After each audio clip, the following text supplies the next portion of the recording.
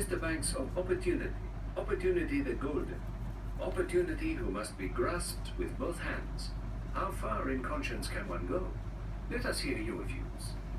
But he was not destined to hear the views of Gregory Banks on opportunity, or on anything else. In fact, he had found it next to impossible to talk to Gregory Banks at all. Banks had a curious, fluid quality. Whether by his own wish, or by that of his wife, he seemed to have no liking for tete-a-tetes, or quiet discussions. No, conversation with Gregory had failed. Poirot had talked with Maud Abernethy, also about paint, the smell of, and how fortunate it had been that Timothy had been able to come to Enderby, and how kind it had been of Helen to extend an invitation to Miss Gilchrist also. For she really is most useful.